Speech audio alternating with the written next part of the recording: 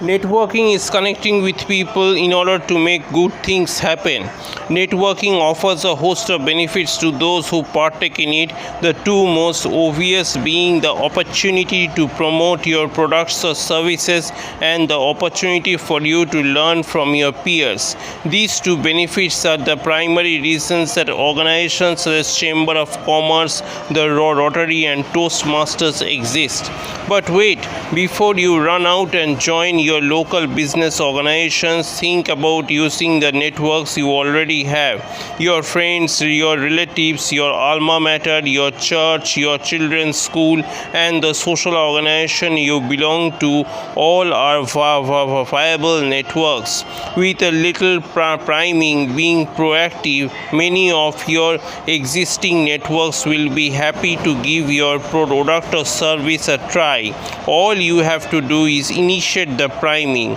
This priming can come in many forms: a telephone call, a flyer in the mail, or even a casual mention during a conversation following a school event. All these are viable parts of network priming process, and all are available at little cost. Be thoughtful and careful when networking with the people you know. People are busy and bombarded daily, aren't you? With tons of advertising and solicitations. The last thing most people want is to be accosted by a pushy salesperson in what they thought were the friendly and safe confines of a school or church. Start with a low-key approach. Assemble a one-page summary and a simple flyer of a company's product or service and mail them to people you know. You can improve your network priming with these additional tips. At the beginning of every year, make a goal for yourself to add one more network to your current inventory. Make sure that you have a professional looking business card and don't be shy about handing it out. Be sure to follow up every networking opportunity. A telephone call or a letter the next day will remind your networking prospects of your business, in addition to giving them the impression that you go about managing it professionally. Remember that networking works both ways. Help another small business within your network, you can usually expect that the other business will eventually help you. Such is the basis for successful networking.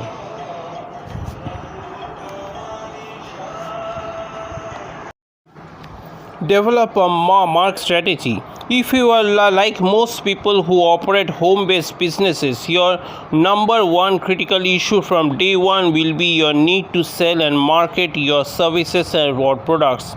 This task is almost always the most difficult one, and not surprisingly either, because it is also one of the issues at or near the top of the office-based businesses list as well. One of the primary differences between home-based and office-based marketing is that in the home-based business, you must make all the decisions and do all the work yourself. No one is available to provide feedback on your latest and greatest idea, to be the devil's advocate, or to suggest that what you are doing may not work. You are the marketing department, lock, stock and barrel. The most frequently used marketing tool for home-based business is word of mouth referral from satisfied customers, leading to more satisfied customers and referrals. This is a major reason that the typical home-based businesses take so long to become successful. A solid base of satisfied customers takes time to build. The best home-based marketers are those who are able to take that base of the satisfied customers do something with them. Although they may be satisfied, these customers may also need to be encouraged to broadcast their satisfaction, which is where the assertive home-based businesses owner comes in. The meek may well inherit the earth, but they shouldn't own home-based businesses. Word of mouth referral techniques vary. Use these techniques and others that you may come up with to advertise your business. Call your satisfied customers and ask them to call one potential customer for you. Ask for the names of potential customers and the right to use the satisfied customer's name in a conversation with or in written material sent to a potential customer. Use your satisfied customer's name and quote of praise in such advertising materials as flyers, brochures, media ads. Don't forget to market to your existing customers. Get their permission to send them focused emails. Second only to word of mouth advertising is networking. Networking comes in many forms, from joining the Chamber of Commerce to volunteering to flip burgers at the Rotary picnic, to introducing yourself to the person sitting next to you on the airplane.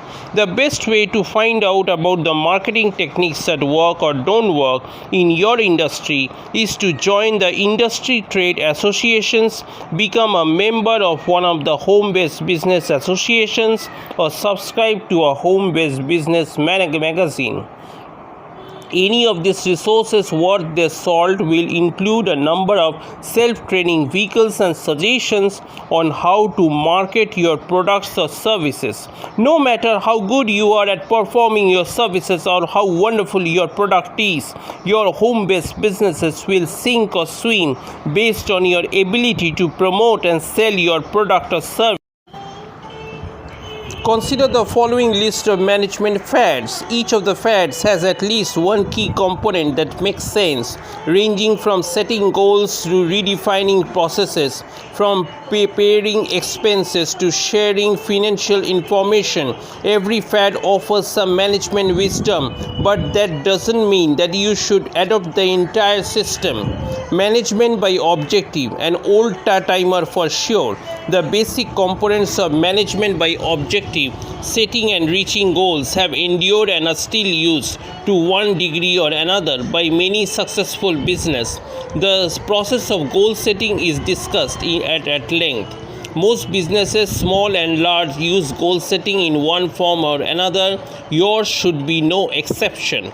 Participatory management. Great in theory, participatory management, all employees take part in determining the direction and policies of the company, can work wonders when organized carefully and phrased in over long periods of time. But don't give away the keys to the car too soon. Figuring out how to drive a small business takes years of training and preparation. Besides, not all employees want the responsibility that goes with behind the wheel. Participatory management works for two reasons. Given a voice in the decision-making process, employees are much more likely to make a personal commitment to the decisions reached. Given the fact that employees see the business through eyes that the owners don't, their input enhances the quality of the decisions. Employee ownership. Although we have certainly proponents of offering employees the opportunity to own a piece of the company, sharing the pie isn't always as easy as it sounds. Sometimes there isn't enough pie to go around. Sometimes the pie isn't divided the way everyone would like it to be. But sometimes your employees would rather bet their future on T-bills than small businesses pie. Besides, minority shareholders can be a pain in the keister. But for many people, there is no better motivator than ownership. That is why, despite the problems of sharing the pie, there is more and more pie sharing going on today than ever before. Even the federal government recognizes this fact, which is why it offers a number of incentives to companies to establish such employee empowering tools as employee stock ownership plans, ESOPs. Quality circles. Quality circles are ad hoc groups or temporary teams, also known as committees of employees assembled to solve specific problems. Forms of this team approach to problem solving are used every day in most successful businesses, as especially formed teams are assembled to solve a problem and then disbanded after the issue has been resolved. The appeal of quality circle is the age-old theory that two heads are better than one, especially when these two or more heads are focused on solving a specific problem, especially when those two heads bring differing perspectives to the problem solving table. Total quality management. Total quality management is an all-encompassing phrase that means the involving and empowering of employees to increase profits by increasing quality, increasing focus on the customer, and decreasing cost. View sounds like a synonym for sound business practices to us. After all, the management of quality, the focus of customers, and the ongoing control of expenses is nothing more than a plain old common sense, which comes to think of it. Is what TQM is all about. What makes it a fad is beyond us. Re-engineering, called process analysis by some and business process engineering BPR by others. Re-engineering refers to putting each of the business's functions under the microscope and refining them. Given the choice, we'd call re-engineering either expense management par excellence or fat cutting extraordinaire.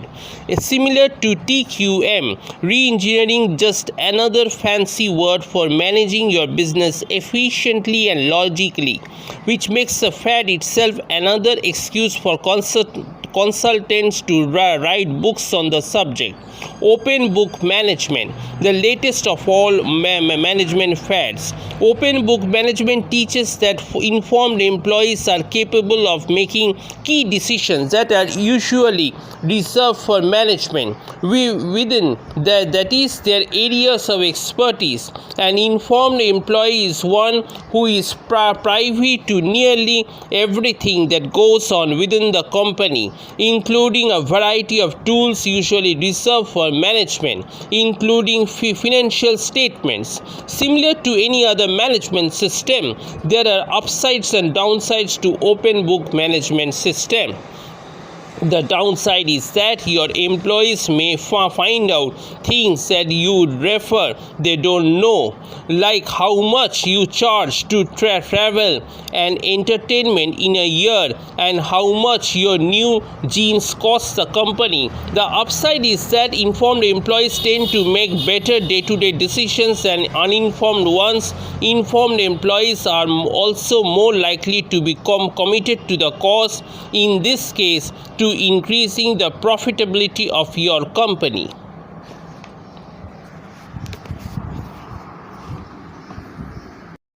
Recognizing the power of referrals. What do you think when you hear a radio spot that says the Greasy Spoon Cafe serves the best burgers in town, but 5 minutes later a friend tells you that it's Denny's dinner that really serves the best burgers?